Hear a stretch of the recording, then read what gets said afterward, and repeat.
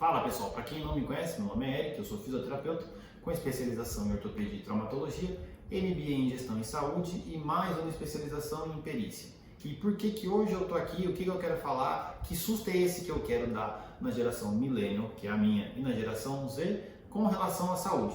Eu vou trazer uma série de fatores para a gente tentar entender um pouquinho como é que vai ser o nosso processo de envelhecimento. E se você aí do outro lado acha que você vai poder envelhecer e se aposentar igual ao seu pai, igual ao seu avô, sinto te informar, não vai ser possível. Então vamos lá, o que eu quero dizer com susto? Não é bem susto. A gente precisa entender que o mundo em que a gente vive hoje é um mundo completamente diferente daquele em que os nossos pais cresceram, nossos avós cresceram. As coisas hoje são muito mais rápidas. As nossas gerações, tanto a Millennial quanto a Z, são gerações disruptivas, são gerações que mudaram várias coisas e têm mudado várias coisas que lá na frente vão impactar a maneira como a gente vive, a maneira como a gente se relaciona. Isso vai impactar diretamente na nossa saúde. Então agora, por incrível que pareça, agora é a hora de se preocupar com algumas coisas para que lá na frente a gente evite problemas muito maiores. Então vamos lá. A gente vive num sistema, a gente vive num mundo, a gente vive numa maneira de viver onde, por incrível que pareça, nós temos uma série de formas e regras das quais nenhum de nós teve poder de decisão em absolutamente nada. Nós vivemos num sistema que foi construído por pessoas lá atrás que não tinham uma visão de futuro tão abrangente. Então são regras, sistemas, legislações das quais a gente vive e das quais a gente não teve poder de decisão absolutamente nenhum. E isso é totalmente normal. Mas a maior parte dessas decisões tomadas lá atrás, 30, 40, 50, 60 anos atrás, não tinham visão de futuro. E hoje nós estamos passando por uma série de problemas institucionais, problemas gerais, em decisões tomadas lá atrás. Então, por isso a gente tem que se preocupar hoje com o que a gente vai fazer lá para frente para a gente não incorrer justamente no mesmo erro. Impostos, sistemas de trabalho, questões de aposentadoria, como a gente lida com a nossa saúde, toda essa formatação foi desenvolvida lá atrás. Legal. Nossos pais têm culpa? Não. O que nós vamos fazer a partir daqui para frente é que a gente tem que começar a pensar em como a gente vai fazer. Se você acha que você vai se aposentar como seu pai, lê do engano, meu querido. A Previdência já mudou e vai mudar mais. Por quê? Dados consolidados agora dizem que nós temos 212 milhões de brasileiros.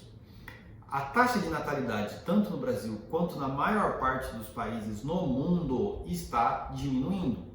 Em vários outros países, essa taxa de fecundidade ela já está num ponto onde o país já está num crescimento, não num crescimento, mas numa diminuição populacional. Ah, mas o que você quer dizer com isso? Essa é uma realidade e um comportamento moderno. Eu não estou querendo falar que é errado ou não. Até mesmo porque eu não tenho filhos e eu não pretendo ter filhos. Isso é um reflexo da minha geração.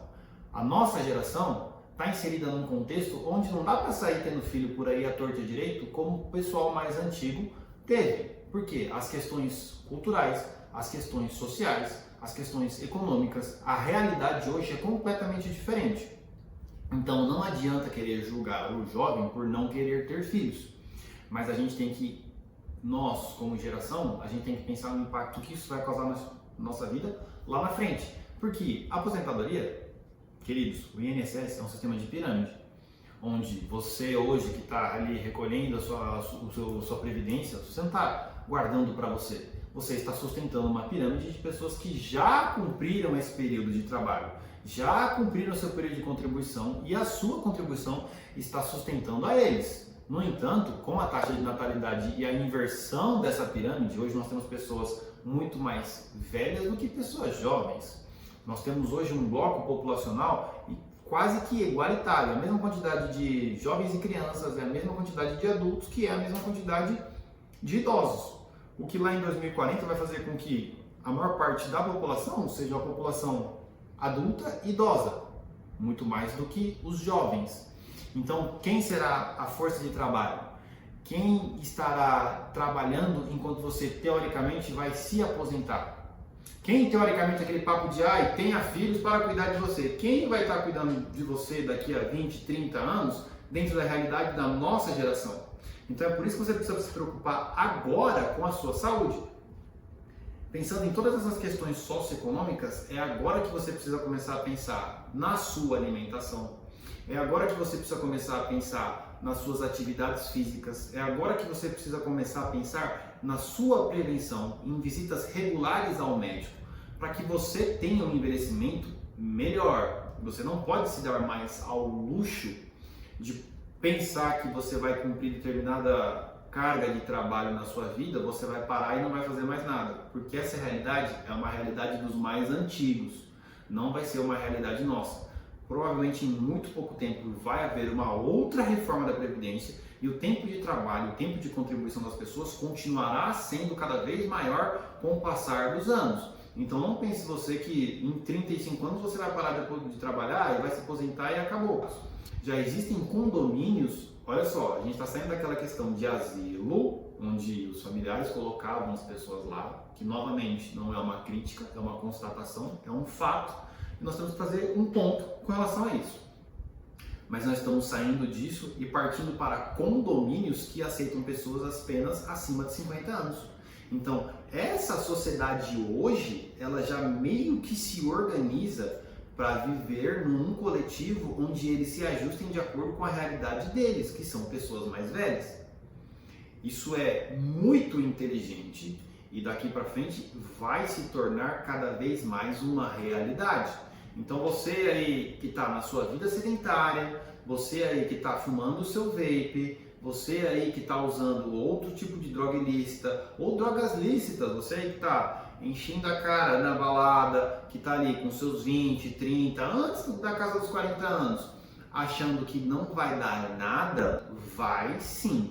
E haverão muito menos pessoas para cuidar de você lá na frente. Você está querendo dizer então que as pessoas têm que começar a socar criança no mundo? Não, muito pelo contrário. Eu acho que nós estamos num momento de inflexão mesmo da sociedade, onde vai ter uma quebra, vai ter uma ruptura. Tanto a geração Millennial, na minha opinião, quanto a geração Z são gerações que romperam com padrões de comportamento que vêm há muito tempo. A tecnologia, a forma de processar informações, a forma de se relacionar mudou e isso tem que ser levado em comparação, tem que ser levado em pensamento, tem que ser analisado.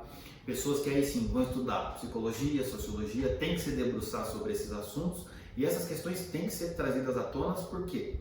Não adianta a gente pensar que isso são coisas longe, são coisas das quais não pertencem à nossa realidade e a gente achar que isso lá na frente não vai impactar na nossa maneira de viver, a nossa maneira de se sustentar, na nossa maneira de se cuidar. Por isso que, voltando agora para o campo da saúde, se você não começar a pensar nisso agora, se você não começar a tomar atitudes ativas, tanto de saúde quanto financeiras, lá na frente você pode se deparar com um quadro extremamente negativo.